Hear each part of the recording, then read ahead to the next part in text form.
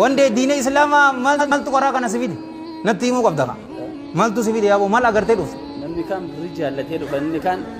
dubara fedhee dhufa haya ani garuu rabbina jaallannaa hin aboo takbiirtaan eessa jirti namni kaan birrii jaallatee dhufa namni kaan dubra jaallatee dhufa arrabbi jaalladheetiin dhufa jeeboo aboo takbiirtaan eessa jirti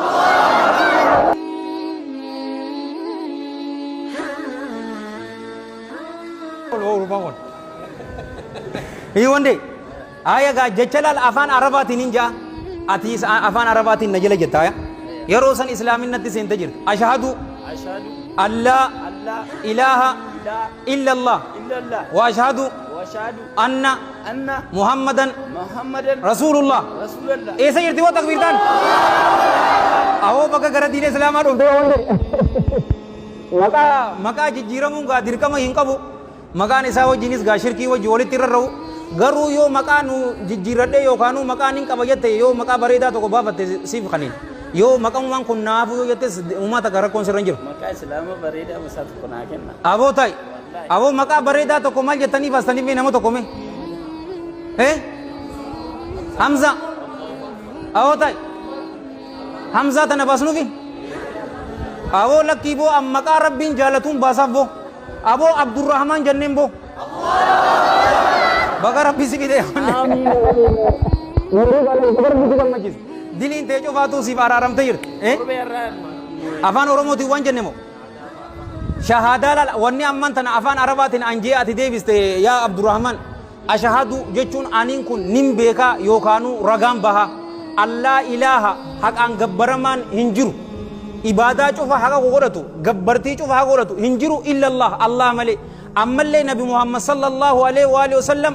gabricha isaatii fi ergamaa isaatii jette obboleesso si galtee miti akkas jette baga diinii islaamaa bareedaa dhufte boo awoo takbiirtaan takkasii maddaangaa ingati sheekti maarra dhufee torbeerra haya akkana jalaabiyaa fadee deema haya dalagaa fitee shaawara galee masqala koofraa darbee saaba kiyya wajjin na singeessa masgida na jedhe akkana silkii itti laadhe akkana masgida seenu fedhe kara akkana seene masgida takka jedhe akkana galee akka seene silkii koo fudhatee bade yaa allah awoo silkii sanuu asitti ummati walitti baasee sii bita kaa'u rabbii jiraate mal masgidan si geessa jedhe aan silkii nan himne na haya yaa rabbiin jedhe achuma dhaabadhe an silaamummaa fedheen dhufe akka feetu na godhi yaa rabbiin jedhe lafti naan zoora wallaahi etun achi dhaabadhu jumaan fitanii baanii baajaajii seeneen gale bakka waan tokko namatti hin dubbanne waan tokko mucaa kana hin beeku isaa sibit eessumatti wal hin beeknu hambiyyeetu na fide isaadhaan nageessi masgiidan jedheen siin geessa rakkoon qabannee galgala itti himme ganama shaaworii galee dalagaa dalagee fide nageessi gaafa jedhu anaa bahee isa barbaachoo deemu innis na barbaacha awoo baga nagay an dhufte yaa wanne yoo mobaayil feete wallaahi walitti baasnee mobaayil sanis sii binna hoo awoo akkam jettan hin binnuufi awoo wande sii binnu oo sii binna boo wallaahi ni binnaaf awoo ani amma callaa hin qabuuti ani qarshii 500 hunnooti isaafiif qabeetiin jira boo obboleeyyan kiyya hunnooti booda asfidiiti wande yoo asri abdurrahmaan yoo asrii ni wajji salaatte waan dhufte walitti qabnee ni kaninaaf aboo hunnooti ana bira fida gariin keessa yoo agartan garii ammoo isatti fida aboo hunnooti aymanis qarshii 500 qabeef jeeboo akkam jette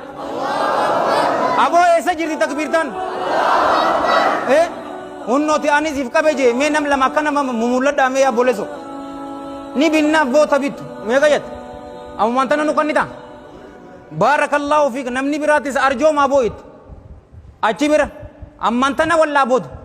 booda haya hunnooti laal ana ta'u eeyman lamaan itti kan